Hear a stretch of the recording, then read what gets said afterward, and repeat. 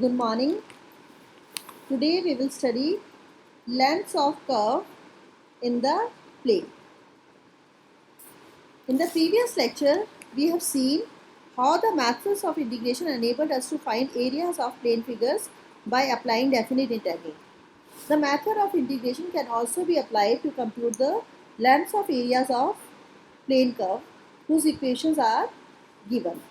We know that no part of a curve, however small, can be superimposed on any portion of a straight line. It means that the lengths of any arc of a curve, whether a circle or any other curve, cannot be found by comparison with a straight line of a known length. However, with the application of definite integral, it is possible to determine the lengths of arcs of a plane curve whose equations are given in the Cartesian, parametric Cartesian or polar form. The method involved is similar to that used for computing areas. An expression is found for an element of length of the curve, and the sum of all such elements is obtained by integration, that is by the application of definite integral. To understand the process, it is important to be clear about the concepts of limit and the concepts of infinitesimal. The students are advised that with any vague idea of these concepts, they should not proceed to find these length of curves. Also, one should not compromise with these ideas for any purpose like getting marks in the examination. These ideas are very simple, interesting and paying in the long run. If the student feel that in obtaining the formula they had to compromise at any stage, then it is advisable to revise basic concepts of limit or the concept of infinitesimal, or even approach a good teacher for a guidance. So we are starting with a journal formula for the length of a curve in Cartesian coordinates. The length of a smooth curve y equal to fx over an interval AB is given by the integration of under root 1 plus dy upon dx whole square with respect to x within the limits whose lower limit is a and upper limit is b. And if the curve is x equal to fy, then we will integrate under root dx upon dy whole square with respect to y within the limits a to b. Here y varies from a to b. Here a and b are the limits of x. Here by the smooth plane curve we mean that if y is equal to fx or x is equal to fy, then it has a continuous first derivative f dash on this interval AB. And this process of finding the length of a curve is called rectification of the curve. So today we shall be dealing with very simple problems only without going into complicated situation. Let us first demonstrate the application in calculating the length of a circumference of a circle. We know that the equation of circle is x square plus y square equal to r square. If we replace x by minus x, this equation remain unchanged. Means curve is symmetrical about y-axis. If we replace y by minus y, again this equation remain unchanged. It means the curve is symmetrical about x-axis. It means the curve is symmetrical about both the axis, x-axis as well as y-axis, and it means the curve is symmetrical in all the four quadrants. So we know that the shape of circle is like this. I have taken only the arc of the circle in the first quadrant because it is symmetrical in all the four quadrants. So it is sufficient to calculate the area in the first quadrant, and to get the whole area of the to get the circumference of the circle, it will be 4 times the length of the curve lying in the first quadrant, because it is symmetrical in all the 4 quadrants. So first of all, we will differentiate x square plus y square equal to r square with respect to x. So derivative of x square is 2x, derivative of y square is 2y dy upon dx. R is the radius of the circle, so it is constant. So derivative of r is 0. It means 2y dy upon dx is equal to minus 2x, or dy upon dx is equal to minus x upon y, because 2 will cancel out. Now we will compute the arc length of 1/4 of the circle, taking the limit from 0 to r, because r is the radius of the circle. So we will calculate it from 0 to r, and length of the circumference of a circle is equal to 4 into length of curve lying in the first quadrant, which is shown in the figure. We know that the formula for calculation of length of a curve is the integration of under root 1 plus dy upon dx whole square with respect to x and between the limits a and b. We will apply this formula. So here dy upon dx is minus x upon y. So under root 1 plus minus x upon y whole square dx, and the limits are from 0 to y. So here y square is the LCM. So y square plus x square upon y square. But y square plus x square or x square plus y square is nothing but r square. So it is r square upon y square. Because r is constant, it is the radius of the circle, we can write it outside the bracket. So 4r, and here we have under root 1 upon y square, and y square is nothing but r square minus x square. So it is under root r square minus x square.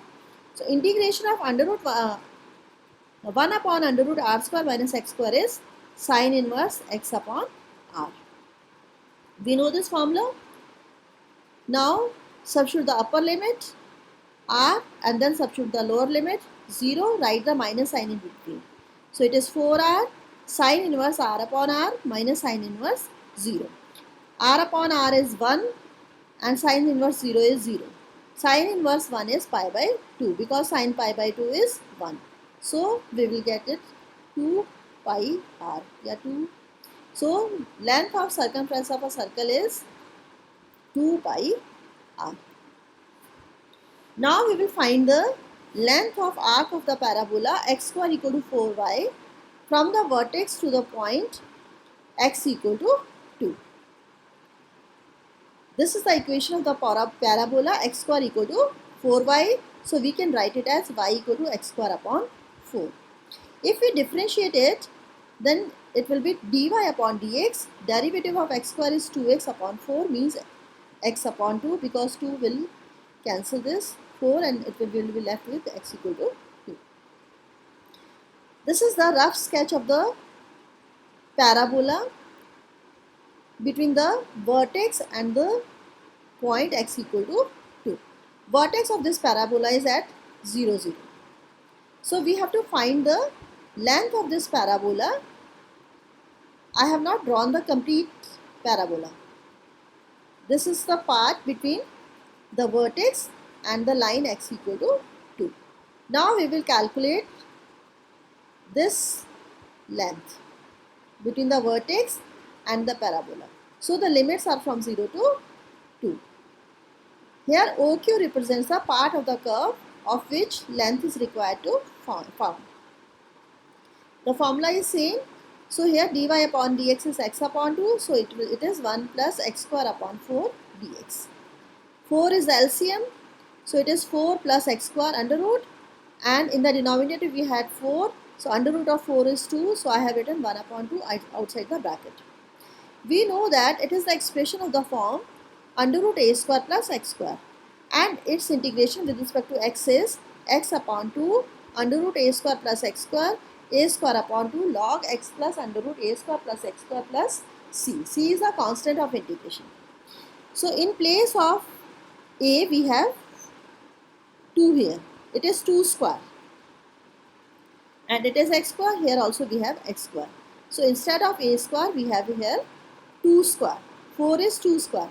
So it is x upon 2 under root a square plus x square means 4 plus x square, a square upon 2 means 4 upon 2 log x plus under root a square plus x square means 4 plus x square. 2 is the upper limit and 0 is the lower limit. We are calculating with respect to between the limits 0 and 2, that is between vertex and the vertex and the line x equal to 2. First of all, we will substitute the upper limit, then write the minus sign, and then we will substitute the lower limit. So for upper limit, it is 1 upon 2. So it is 2 upon 2, x is 2, 4, 2 square is 4, 4 by 2 log 2 plus 4, 2 square again 4. So it is for x equal to 2. Then we write minus sign and substitute the lower limit. For lower limit, this is 0. So this term is 0. I have not written this. Again, this is 4 upon 2 log. This is 0 plus under root 4 plus 0. So first substitute the upper limit, then lower limit and write the minus in between. So it is 1 upon 2. 2 and 2 will cancel out. This is under root 8. 4 plus 4 means under root 8. Under root 8 is 2 under root 2. Again this is 2 log 2. This is under root a. 2 under root 2. 4 upon 2 is 2. And this is under root 4. Under root 4 is 2. So here it is log 2. If we have 1 upon 2 outside the bracket, and here it is 2, here also it is 2, here it is also 2. So 2 can be taken common and it will cancel out with this 2. So we are left with under root 2 log 2 plus under root 2 minus log 2. We know that log m minus n is log m upon n. So it is log 2 plus 2 under root 2 upon 2. 2 is again common here. So if we take 2 common, it is 1 plus under root 2. It will cancel with the 2 in the denominator. So we are left with under root 2 plus log 1 plus under root 2. So using logarithmic table, we get the value 2.295 approximately.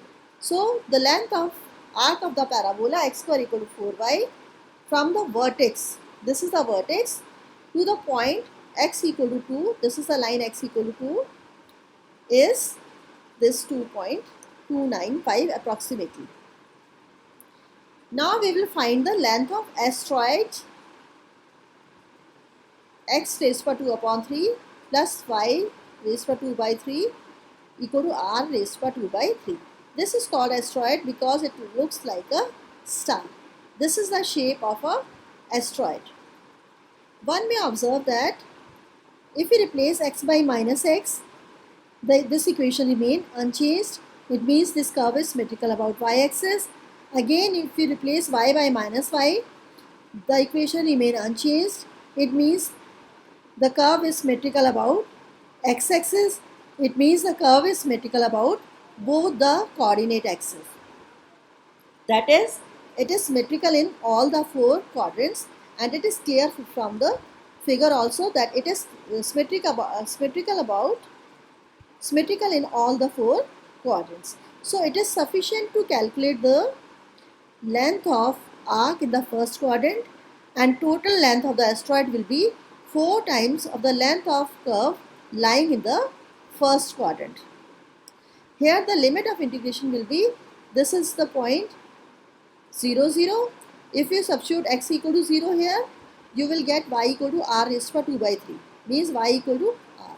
If you substitute y equal to 0, it means x equal to x raised to 2 by 3 equal to r raised to 2 by 3, means x equal to r. So this is the point r0, this is the point 0r, this is the point minus r0, and this is the point 0 minus r. So this distance is r. So in the first quadrant, we will take the limit of integration as 0 to r. This is the point 0 and this is the point r. X varies from 0 to r. So first of all, we will differentiate the given curve with respect to x. Derivative of x raised to power 2 by 3 is 2 upon 3 x raised to power 2 upon 3 minus 1. So it is x raised to power minus 1 upon 3. Derivative of y raised to power 2 upon 3 is 2 upon 3 y raised to power 2 upon 3 minus 1. So it is y raised to power minus 1 upon 3 dy upon dx equal to 0. So if you shift this to right hand side, you will have 2 upon 3 y raised to power minus 1 upon 3 dy upon dx equal to minus 2 upon 3 x raised to power minus 1 upon 3. So it will be equal to y raised to power minus 1 upon 3 upon x raised to power minus 1 upon 3, because 2 upon 3 will cancel out. Because we have minus 1 upon 3 in the power, so we can write it as y upon x raised to power 1 upon 3. To make it positive, I have instead of x upon y, I have written y upon x. So it is dy upon dx is equal to minus y upon x raised to power 1 upon y. Now we will calculate the arc length of 1/4 of the asteroid, taking the limit 0 to 4, and total length of the asteroid is equal to 4 times the length of the curve lying in the first quadrant. So we have already calculated dy upon dx. This is the formula. Y upon x raised to power 2 by 3, square of this. Square of minus is plus, square of y upon x raised to power 1 upon 3 is y upon x raised to power 2 upon 3. In the numerator we have y raised to power 2 by 3, in the denominator we have x raised to power 2 by 3.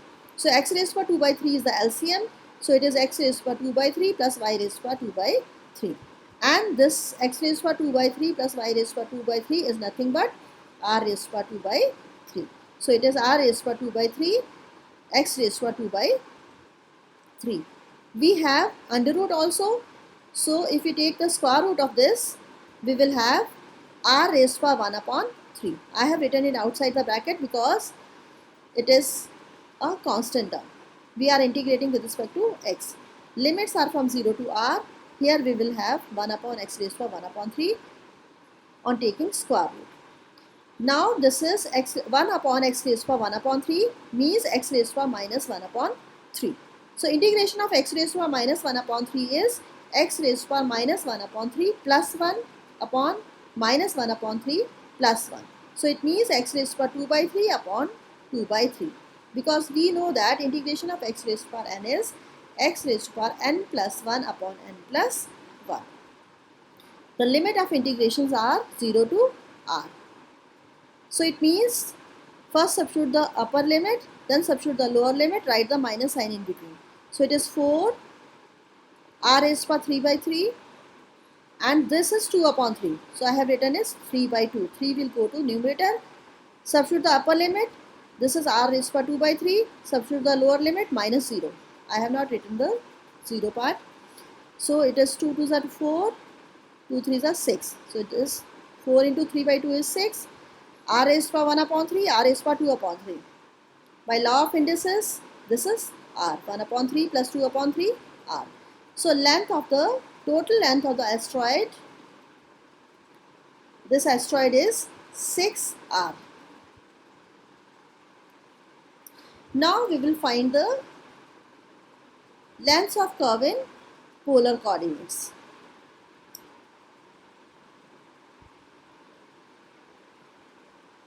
So length of a smooth plane curve y equal to f theta over an interval theta 1 theta 2 is given by the integration of r square dr upon d theta whole square integrated with respect to theta between the limits theta 1 and theta 2. Here we will measure the length in the direction of increasing theta, and the length of smooth curve theta equal to fr over an interval r1 r2 is given by limits here are from r1 to r2.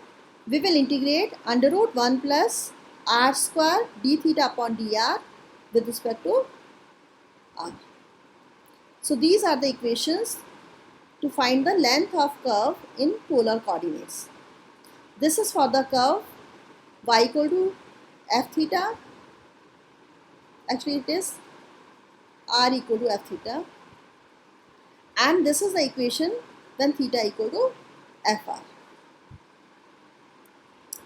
Now we will find the length of the cardioid r equal to a 1 minus cos theta.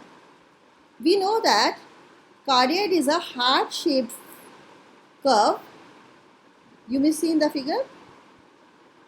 It is a heart shaped curve generated by a fixed point on a circle as it rolls round another circle of the same radius. And the diameter of a circle is a and theta is the polar angle. Actually, this is not required in the solution of the question, but just to inform you, I have mentioned it. So the equation of cardioid is r equal to a 1 minus cos theta. If you differentiate it with respect to theta, then dr upon d theta is integration of derivative of a is 0 and this is minus a is a cos theta. So derivative of cos theta minus cos theta is sin theta. So it is a sin theta. Derivative of this term is 0. Derivative of cos theta is minus sin theta because we had minus sign here. So it is sin theta. So a sin theta.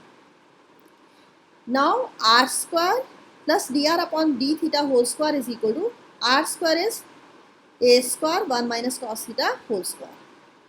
And dr upon d theta whole square is a sin theta whole square. Means a square sin square theta. We know that 1 minus cos theta is 2 sin square theta by 2 by trigonometry. And sin theta is 2 sin theta by 2 cos theta by 2. Because it is square here, so this is, here it is also square, so this is square. So use the trigonometric formulas to simplify this expression. I have used two formulas. 1 minus cos theta is 2 sin square theta by 2 and sin theta is 2 sin theta by 2 cos theta by 2 because we know that sin 2 theta is 2 sin theta cos theta. So here it is 2 square is 4 a square. This is sin 4 theta by 2. Here it is a square. This is 2 square means 4. This is sin square theta by 2 cos square theta by 2. Observe that 4 is common, a square is common, sin square theta by 2 is common in both the expressions. So take 4 a square sin square theta by 2 common. Here you will be left with sin square theta by 2. Here you will be left with cos square theta by 2. But sin square theta by cos square theta by 2 is 1. So square root of under root, so this r square plus dr upon d theta whole square is equal to 2 a sin theta by 2 because this is 1. If you substitute r equal to 0 here, then 1 minus cos theta equal to 0 means cos theta equal to 1. Cos theta is 1 for theta equal to 0. Also, observe from the figure, r is maximum when cos theta is minus 1, that is theta equal to pi or r equal to 2a. So, you may observe one more thing, that cardioid is symmetrical about the initial line. So, you may calculate the area of this cardioid from 0 to pi, and then the total area of the cardioid will be twice the length of cardioid in the upper half above the initial line. Also, you can calculate the total area of the cardioid directly by taking the limits of theta from 0 to 2 pi. So, I have taken the limits 0 to 2 pi to calculate the total length of the cardioid. So, it will be s equal to, the formula is, we will integrate under root r square plus dr upon d theta whole square with respect to theta within the limits theta 1 and theta 2. So, I am integrating it with respect to 0 to 2 pi. You can also integrate it for the to calculate the length of the cardioid in upper in the portion which is above the initial line by taking 0 to pi and then double the length of curve above the initial line to get the total length of the cardioid. So r under root r square plus dr upon d theta whole square we have already calculated. It is 2a sin theta by 2. So it is 2a, I have written outside the bracket because 2a is constant, and it is sin theta by 2. Limits I have taken from 0 to 2 pi for the whole cardioid. So if you substitute theta by 2 equal to u, it will be d theta equal to 2u.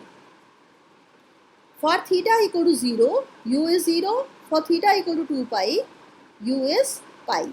So if you change the theta to u, the limit of integration will also be changed. It will become 0 to pi. So it is sin u du, and limits are from 0 to 2 pi. Because d theta is 2 du, so I have included one more 2 here. So it is 2 into 2a sin u, 0 to 2 pi, 0 sin u du. Integration of sin u is minus cos u. Limits are from 0 to pi, and it is 2 into 2, 4a. So here you will have minus cos pi minus cos 0. So it is plus cos 0. Cos pi is minus 1. So it is minus 1 plus 1. Cos 0 is 1.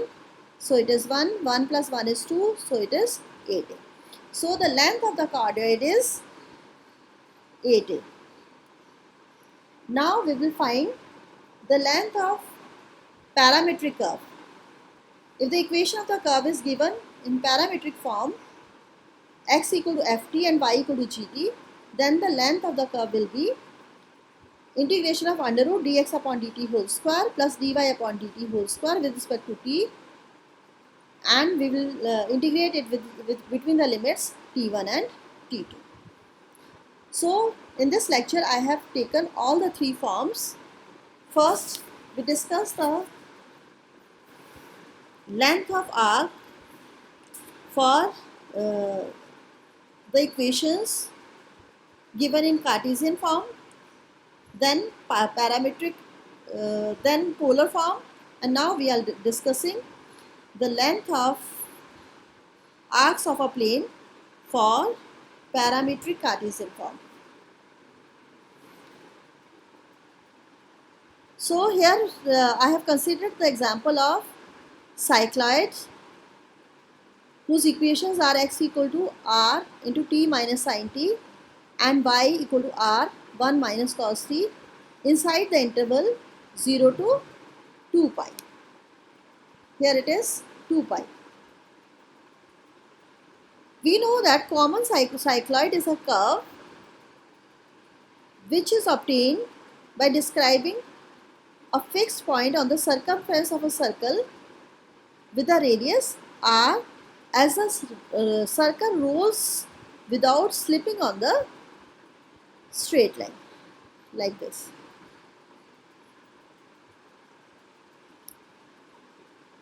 So it is a curve described by a fixed point on the circumference of a circle with the radius r as circle rolls without slipping on a straight line. If the circle rolls without slipping, then the arc PA, this arc, and the arc OA is equal to RT. So in this case, x will be equal to RT minus R cos t minus pi by 2, and y will be equal to R plus R sin t minus pi by 2. So this one. So if you simplify this, it will be equal to x equal to r. R is common in both. T minus cos t minus pi by 2 is sin t. So this is t minus pi by t minus sin t, and y is equal to r plus r sin t minus pi by 2. Sin t minus pi by 2 is minus cos t, because sin of minus theta is minus sin theta, and r is common, r equal to 1 minus cos t. You need not do these calculations in the solution. This is just to explain you how the common cardioid is formed. So now you know that this common cycloid is nothing but the curve which you obtain when circle goes without slipping on the straight line. So the equation of the given curve r x equal to t, x equal to r, t minus sin t plus y equal to r, 1 minus cos t. We are already given the equations of a cycloid, so you need not calculate these equations. So dx upon dt is equal to derivative of r is constant, derivative of t is 1, derivative of sin t is cos t, so r into 1 minus cos t. Here y is r into 1 minus cos t, so derivative is dy upon dt is derivative of r is 0, derivative of cos t is sin t, so minus sin t, so it is r into minus sin t, so it is r sin t. So if you square and add these two, dx upon dt whole square plus dy upon dt whole square is equal to r square 1 minus cos t whole square. This is r square, because here in the question we have r. This is r throughout. So r square sin square t, again 1 minus cos t is 2 sin square t by 2. This is 2 sin t by 2 cos t by 2. These calculations are similar to the one which we did in earlier example. So it is 2 sin t by 2 cos t by 2. So it is 4a square sin 4 by 2. This is 4. In fact, it is r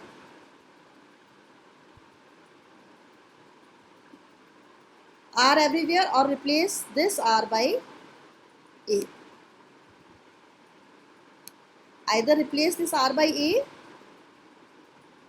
or this a by r. This is a typing mistake. So this will be, take 4 a square sin 4 by 2 t by 2 common. So we will be left inside with sin square t by 2 plus cos square t by 2. So it means dx upon dt whole square plus dy upon dt whole square is nothing but 2a sin t by 2. Take only a or r in this question. So when y is equal to 0, cos theta is 1, it means theta is equal to 0, it means x equal to 0. So at this point, x is 0, y is 0 and t is 0. Observe that in this figure, here y is nothing but twice the radius. So if y is 2r, it means if you take y equal to 2r here, it means r 2r minus r is equal to r minus r cos t. Means cos t is equal to minus 1. It means theta is equal to pi. So x is equal to, if you substitute theta equal to pi here, so sin pi is 0 and this will be pi r. So x is equal to pi r. So it means at this point, the coordinate of these points are pi r, 2r, because this is a distance 2r and this is a distance pi r.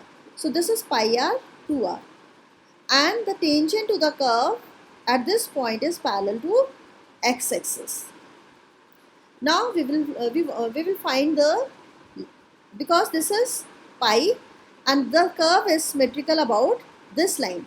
In fact, this is the axis of this cycloid.